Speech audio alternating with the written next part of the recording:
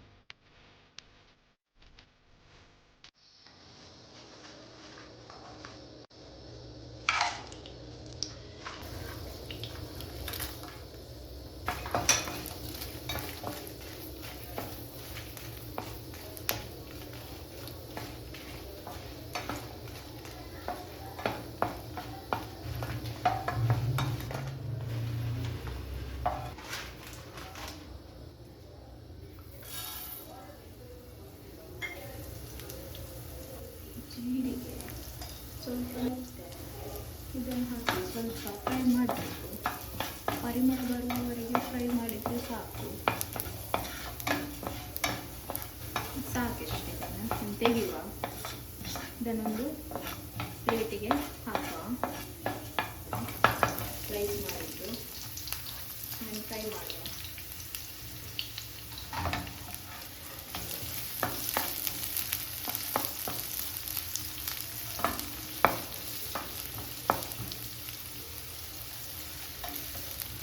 ಕೆಂಪು ಬಣ್ಣ ಬರುವವರೆಗೆ ಫ್ರೈ ಮಾಡಬೇಕು ಇದನ್ನು.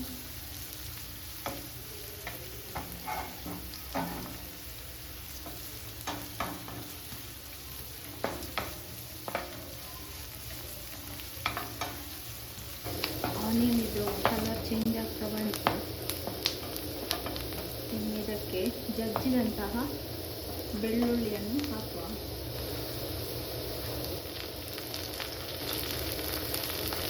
ನಾನಿಲ್ಲಿ 10 ರಿಂದ 15 ಜಜ್ಜಿದ ಬೆಳ್ಳುಳ್ಳಿ ತಗೊಂಡಿದ್ದೇನೆ. ಯಾಕೆ ಅಂದರೆ ಪರಿಮಳ ಟೇಸ್ಟ್ ಕೂಡ ಬರುತ್ತೆ ಅಂತ ಹೇಳಿದರೆ ಅದನ್ನು ಕೂಡ ಸ್ವಲ್ಪ ಫ್ರೈ ಮಾಡಬೇಕು.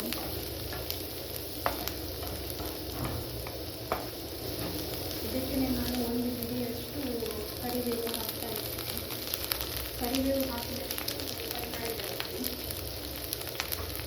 ನಾನಿಲ್ಲಿ 1 ಹಿಡಿಯಷ್ಟು ತಗೊಂಡಿದ್ದೀನಿ. ಒಂದು 1/2 ಟೀ ಸ್ಪೂನಷ್ಟು ಜೀರಿಗೆ, 4 ರಿಂದ 5 ಲವಂಗ, ಒಂದು ಚಿಕ್ಕ ತುಂಡು ಚಕ್ಕೆ,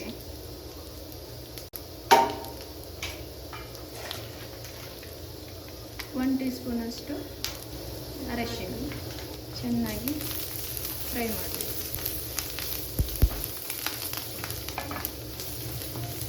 ಈರುಳ್ಳಿ ಕೂಡ ಕೆಂಪಾಯಿತು, ಬೆಳ್ಳುಳ್ಳಿ ಕೂಡ ಕೆಂಪಾಗಿದೆ. ಎಷ್ಟು ಹಾಕಿದರೆ ಸಾಕು. ಇನ್ನು ಇದನ್ನು ಸ್ಟವನ್ನು ಆಫ್ ಮಾಡುವ.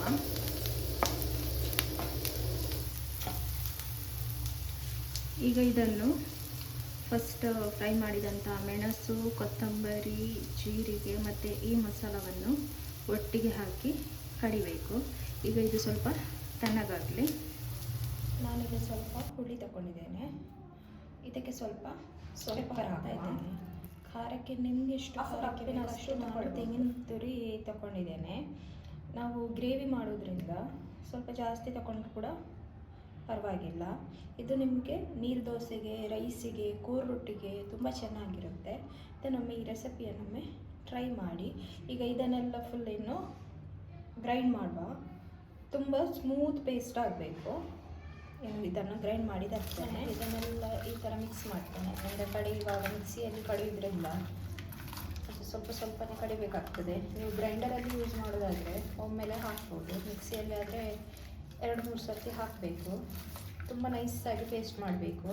ನಾವೀಗ ಚಿಕನ್ ಮಸಾಲ ಮಾಡೋದ್ರಿಂದ ಗ್ರೇವಿ, ಸೊ ಅದಕ್ಕೋಸ್ಕರ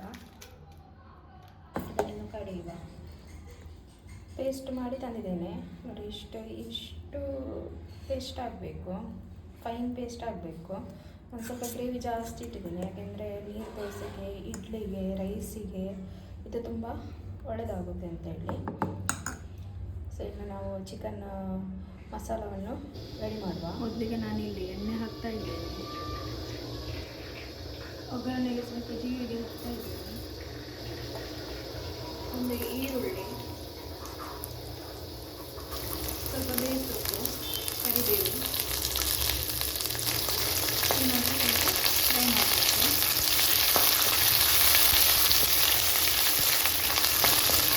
ಸ್ವಲ್ಪ ಬ್ರೌನ್ ಕಲರ್ ಬಂದರೆ ಸಾಕು.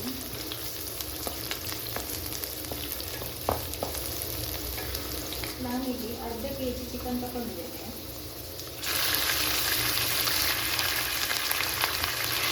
ಎಣ್ಣೆಯಲ್ಲಿ ಫ್ರೈ ಮಾಡಬೇಕು.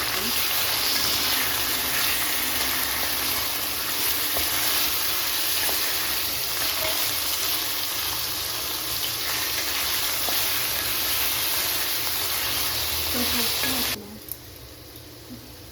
ಬೇಯುವಾಗ ಸ್ವಲ್ಪ ಉಪ್ಪು ಹಾಕಬೇಕು. ಈ ಚಿಕನ್ ಗ್ರೇವಿ ಅಥವಾ ಚಿಕನ್ ಮಸಾಲ ಅಂತಲೇ ಹೇಳ್ಬೋದು. ನೀರು ದೋಸೆಗೆ, ಇಡ್ಲಿಗೆ, ರೈಸಿಗೆ, ಕೋರೊಟ್ಟೆಗೆ ತುಂಬ ಚೆನ್ನಾಗಿರುತ್ತೆ. ನೀವು ಕೂಡ ಒಮ್ಮೆ ಟ್ರೈ ಮಾಡಿ ಈ ರೆಸಿಪಿನ. ತುಂಬ ಈಸಿಯಾಗಿ ಸಿಂಪಲ್ ಆಗಿದೆ. ನೀವು ಕೂಡ ಇದನ್ನು ಟ್ರೈ ಮಾಡಿ.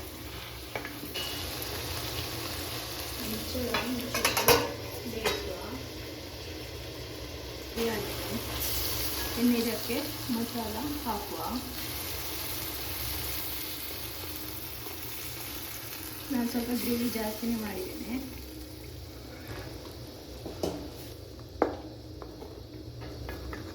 ತೆಳು ಮಾಡೋದಾದರೆ ಈಗಲೇ ಮಾಡಬೇಕು. ಇನ್ನು ಸ್ವಲ್ಪ ನೀರು ಹಾಕಬೇಕು. ಇದು ಸ್ವಲ್ಪ ದಪ್ಪ ಇದೆ ಗ್ರೇವಿ. ಈ ವಿಡಿಯೋ ಇಷ್ಟ ಆಗ್ತಾ ಇದ್ದರೆ ಲೈಕ್ ಮಾಡಿ, ಶೇರ್ ಮಾಡಿ, ಕಮೆಂಟ್ ಕೂಡ ಮಾಡಿ. ಹೊಸಬರಾಗಿದ್ದರೆ ಸಬ್ಸ್ಕ್ರೈಬ್ ಕೂಡ ಮಾಡಿ. ನಾನಿಲ್ಲಿ ಮಸಾಲದ್ದು ನೀರು ಹಾಕ್ತಾ ಇದ್ದೇನೆ. ಉಪ್ಪು ಕೂಡ ನೋಡಿಕೊಂಡು ಹಾಕಬೇಕೀಗ. ಚೆನ್ನಾಗಿ ಕುದಿ ಬರಬೇಕು.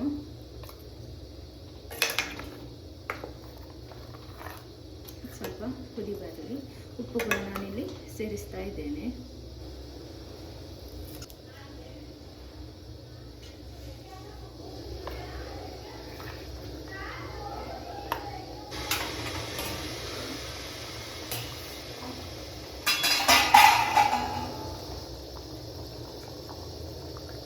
ಉಂಟು ಕುದಿ ಬರ್ತಾ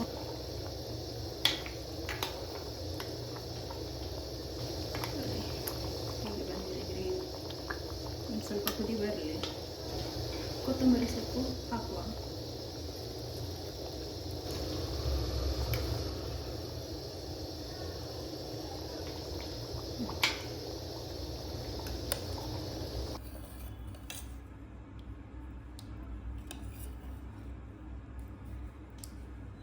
ನಾವು ನೀರು ದೋಸೆಗೆ ರೆಡಿ ಮಾಡಿ ಇಟ್ಟಿದ್ದೇವೆ. ಅಕ್ಕಿ ಕಡೆದು ಇಟ್ಟಿದ್ದೇವೆ ನೀರು ದೋಸೆಗೆ, ಚಿಕನ್ ಕರಿ ಜೊತೆ ಅಥವಾ ಚಿಕನ್ ಗ್ರೇವಿ ಜೊತೆ ತಿನ್ನಲಿಕ್ಕೆ ಅಂತೇಳಿ. ಇದನ್ನು ನೀರು ದೋಸೆ ಮಾಡುವ.